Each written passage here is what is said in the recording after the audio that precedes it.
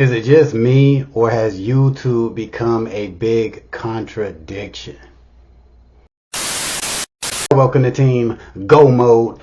It's your man Earl, Batman Stringer. Now, in this video, I'm basically just sharing my thoughts about what I see what's going on, with YouTube. So many people are trying to be successful on YouTube, and there are a lot of successful people, but for every one successful YouTuber, there's probably 100,000 who is nowhere near being successful, right? They're struggling, they're on the verge of quitting, right? And I was just thinking, to me, YouTube has become somewhat of a contradiction. And here's why. Because when YouTube started years ago, right? Like when it really got popping, almost damn near 20 years ago, 18, 20 years ago, YouTube was all about people being able to be themselves, right? And create content about whatever. And that's what it was about, just being you, hence YouTube.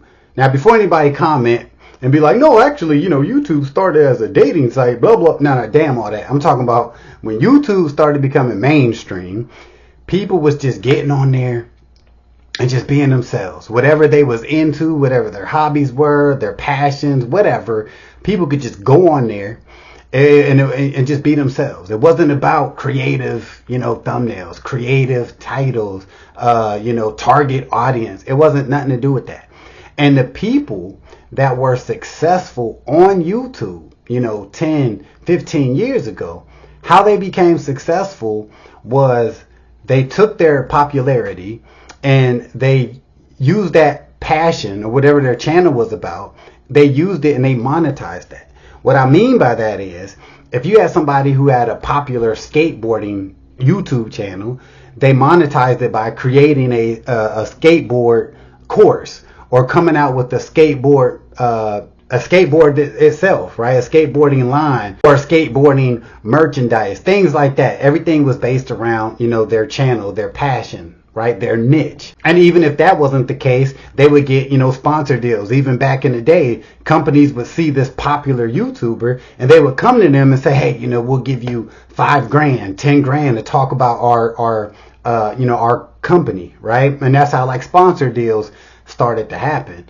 But now, and this is true. To be honest with you, it seems the last few years that kind of has shifted, right? It has turned from, be you, but don't be all the way you, because you're going to isolate yourself, and you really got to talk to your audience, and you really got to figure out what other people want. So you're going from YouTube, right, doing you, to, wait a minute, create shit for other people. Right? Now, from the outside of it, of course that makes sense, right? If you're being a marketer, you got to promote to other people. True. But when it comes to YouTube, it just seems like, being you and just genuinely being you isn't what's popping anymore, because you got so many people now who feel like they can't be successful in whatever they're doing. Now they're just trying to figure out what's going to get them the most views. And I understand it as a YouTuber. I do that shit. You know what I'm saying? But so people are trying to figure out, damn me. Forget my passions. Forget what I'm into. How can I get views? Especially with the way YouTube monetization work, where you're getting paid off of views, right? So now you got people who literally started YouTube as yo, I wanna really put my passion out there. You know what I'm saying? Whatever it is, I make sweaters, right? But then these people are realizing people aren't really feeling that sweater making shit. So now they want to talk, celebrity gossip, right? And they're like, oh, I'm getting views talking about celebrity gossip. And that's cool. But guess what you just created?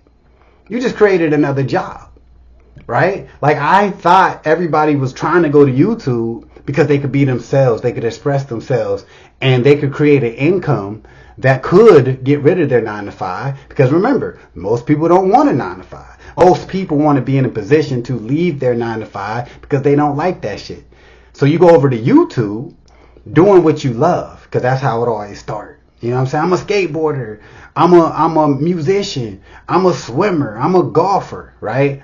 And people are like, yo, this shit ain't working. What's popping? Okay, so now they're doing things that they really aren't passionate about. Now they're researching shit they're really not even that into in hopes of getting views, right?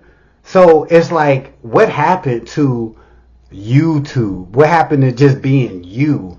And then opportunities coming to you because you're being you, right? And it's just like, to me, like I said, it looks like it just feels like a contradiction as a creator.